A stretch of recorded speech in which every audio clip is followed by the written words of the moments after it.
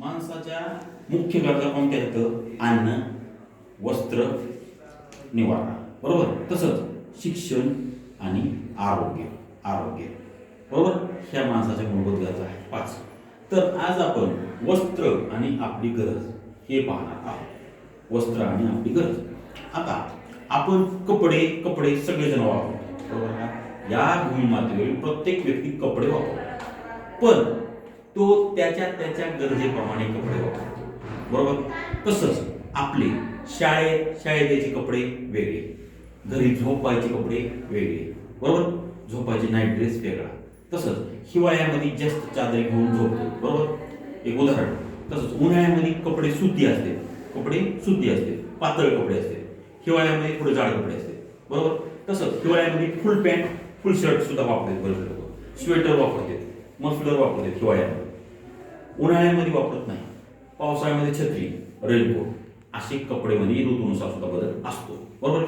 तर आपण हे तुम्हाला मी चित्रांचा चार्ट दिला आहे कपड्यांचा. हे काय आहे? चित्रांचा चार्ट. हे मुलीचे कपडे आहेत, मुलाचे कपडे आहेत. आता याच्यावरून तुम्हाला लागणारे आणि आवडणारे कपडे तुम्ही सिलेक्ट करायचे, गोल चिरून असे सिलेक्ट करायचे. तसं तुमच्या मित्राला पण सांगायचे सिलेक्ट करायचे, पण गप्प बसायचं सांगायचं. आता हे झालं आपलं.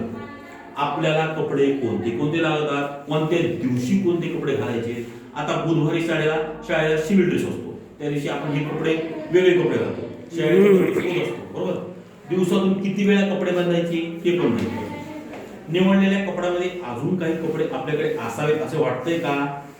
असं पण कपड्या व्यतिरिक्त आणखीन काही वस्तू होतात. कपड्याच्या बरोबर आणखीन काही शूज वेगळे, चपला वेगळ्या, घडी आणखीन काही घाला वाटतंय का? बरोबर. तुमचे कपडे तुम्ही मित्रांना घालण्यासाठी द्याल का? आता तुमचे कपडे तुमच्या मित्राला तुम्ही घालण्याला देणार का? ही बी गोष्ट महत्वाची. जाहिरातीमध्ये कोणते कपडे तुम्हाला घालायचे वाटते, तसंच जाहिरातीमध्ये तुम्हाला कपडे कोणते घालायचे वाटते, हे मी प्रश्न तुम्हाला आपल्याला विचारतो, बरोबर. आता तुम्ही शेतावरच्या माणसाला, रेल्वे स्टेशनच्या जवळजवळ साध्या झोपडपट्टीमध्ये राहणाऱ्या माणसाला, तसंच कामगार माणसाला, साध्या माणसाला, वेगळ्या माणसाला असं जाऊन हे प्रश्न त्यांच्याकडे असलेल्या एकूण कपड्यांची संख्या किती? रेल्वे स्टेशनच्या बरोबर राहणारे, वीट भट्टीवर काम करणारे, शेतात काम करणारे लोकांना ही प्रश्न करायचे. त्यांच्याकडे असलेल्या एकूण कपड्यांची संख्या किती? त्यांचा भागच आहे नाही त्याच्यात. वीट भट्टीवाला दिवसभर कसले कपडे घालतो त्याचा भागच आहे त्याच्यावर. उन्हाळ्यात कोणते कपडे घालतात, ती उन्हाळ्यात कोणते कपडे घालतात, आपण कोणते कपडे वापरतो. हिवाळ्यात कोणत्या प्रकारचे कपडे वापरतात, ती हिवाळ्यात कोणते कपडे वापरतात. पावसाळ्यात पाऊस पडतो त्यावेळेस कोणते कपडे वापरतात. सण समारंभासाठी कोणते कपडे वापरतात. दिवसातून ते किती वेळा कपडे बदलतात. वरील कृतीतून तुमच्या काय लक्षात आलं? आता ह्या सगळ्या गोष्टीवरून आपल्या प्रश्नावरून त्याला प्रश्न जवळजवळ सारखेच आहेत. तर याच्यावरून आपल्याला काय लक्षात येतं? याच्यावरून आपण एकच लक्षात घ्यायचं म्हणजे आपल्याला गरज आहे का? काय लक्षात येतं? गरज जर असेल तरच ती वस्तू आपण घेणार किंवा वापरणार, नसेल तर नसेल. पण कपडे ही गोष्ट अशी आहे की त्याला वेगळे कपडे पाहिले की आपल्या त्याच्याबद्दल आकर्षण निर्माण होतं. टीव्हीच्या जाहिरातीतून आपण जर वेगळे कपडे पाहिले आपल्या त्याबद्दल आकर्षण निर्माण होतं. मग ते कपडे आपण घ्यायचा विचार करतो आणि ह्याच्यामधून आपल्याला कपड्यांबद्दलचा हव्यास वाढतो. आता हव्यास म्हणजे काय? आपल्याला भूक लागली, एक चपातीची भूक खाली, एक चपाती ठीक आहे, एकच्या जागेवर सव्वा चपाती ठीक आहे, पण 1.5 चपाती 2 चपाती झाली ते काय झाला? हव्यास. तसंच आपल्याला कपड्यांचा हव्यास सुद्धा होऊ शकतो.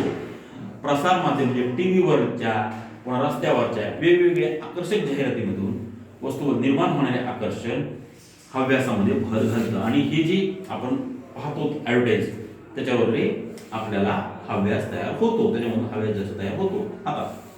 आता आपण कपड्याच्या प्रत्यक्ष कारखाने कसे होते पूर्वी, आता कसे आहेत, काय बदल झाला याच्यामध्ये पाहूया. हातमाग आणि सूतकातणे. आता पहा, ही आहे हातमाग, चित्रांकडे पहा. हे काय आहे? हातमाग. हे काय आहे? सूतकातणे. ही बाई काय करते? सूतकातणे, बरोबर. गांधीजीच्या सूतकातणे. हे आहे हातमाग. हे काय करतो? कपडा विणतो. ही बाई सूतकातणे, बरोबर. तर आता आपण त्याच्यामध्ये काय सगळं पाहू. कपडे हवे असणे व खरोखरच त्याची गरज असणे या दोन बाबी भिन्न आहेत. कपडे हवे असणे आणि खरोखरच त्याची गरज असते, ह्या दोन बाबी भिन्न आहे. गरज नसताना आपल्याला वस्तू हव्याच्या वाटणे, ज्याची गरज नाही त्या वस्तू आपल्याला हव्याच्या वाटणे, हा आपला हव्यास आहे. ज्याची गरज नाही त्या वस्तू आपल्याला हव्याच्या वाटणे, हा काय आहे? आपल्याला हव्यास आहे. तर आपण कपड्याच्या विविध जाहिराती पाहतो आणि त्याकडे आकर्षित होतो. आकर्षित होणे आपल्या हव्यासात भर घालतं. तर आपण कपड्याच्या विविध जाहिराती पाहतो आणि त्याच्याकडे आकर्षित होतो आणि हे आकर्षण आपल्या हव्यासामध्ये भर घालत असते. सूत कातणे, सूत कातणे, सूत कातणे आणि हातमाग आणि हातमाग तुम्हाला चित्र दाखवते. सूत कातणे आणि हातमाग. तर आता लक्ष द्या, आपण एखाद्या कपड्याच्या वस्त्र उद्योगाच्या वस्त्र निर्मितीच्या कारखान्यामध्ये गेलो किंवा आपण कारखाना आपल्या जवळपास नाही, तर आपण तसा कामगार तुम्ही आलेला आहे आणि त्याची मुलाखत करतो, त्याच्याबरोबर बोलतोय, त्याच्याबरोबर संवाद साधतोय. ह्या उद्योगातून निर्माण होणारे उत्पादन कोणते? तुमच्या कारखान्यातून निर्माण होणारे उत्पादन कोणतं? बरोबर. तसंच हा उद्योग कोणता आहे? हा उद्योग कोणता आहे? पहिला प्रश्न. ह्या उद्योगातून निर्माण होणारे कापड कोणते? म्हणजे काय काय कापड निर्माण होऊ शकतं? शर्टचं कापड निर्माण होऊ शकतं का? पॅन्टचं का? साडी का? बनियन का? धोतर का? पॅन्ट? आणखीन काय काय असं. तर वस्त्र निर्मितीसाठी कोणता कच्चा माल वापरतात? तसंच तुम्ही जी वस्त्र निर्मिती करता त्यासाठी कच्चा माल काय वापरतो? कापूस, रेशम वगैरे वगैरे. कच्चा माल कुठून आणला जातो? तसंच कच्चा माल तुम्ही कुठून आणता? बरोबर.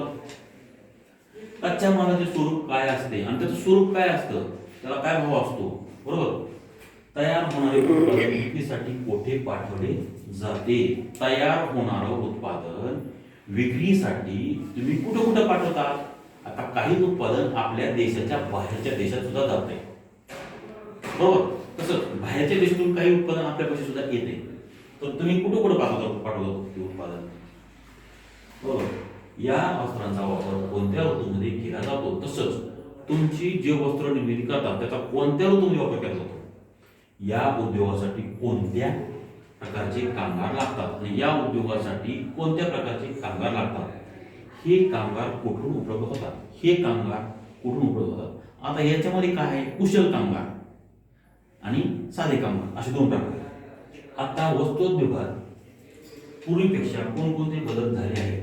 मागे मागे मागे वस्त्रोद्योगात काय होतं आणि आता काय बदल झाला आहे हे सुद्धा आपण त्या कामगाराला किंवा त्या कारखान्यामध्ये गेले विचारू शकतो. या उद्योगात येणाऱ्या समस्या कोणत्या आणि या उद्योगात येणाऱ्या समस्या कोणत्या?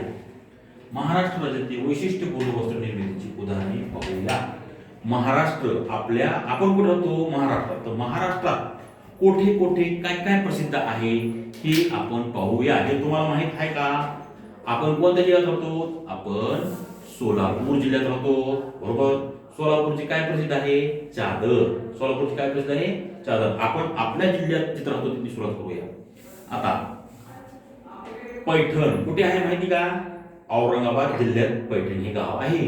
तिथलची पैठणी प्रसिद्ध आहे. पैठणी खूप पैसे विकत लागतात. 10-10, 15-15, 20-20, 25-25, 30-30, 50,000 पैठणी मिळते. लाख रुपयापर्यंत पैठणी मिळते. बरोबर. पैठणची पैठणी. आता तसंच आपल्याला इथून थोडं 150-200 किलोमीटर गेल्यावर इचलकरंजी हे गाव माहित आहे का? इचलकरंजी कोल्हापूर जिल्ह्यात आहे. बरोबर. तिथं हातमाग व यंत्रमागावरील कापड म्हणते. तिथं काय काय बनतं बरं?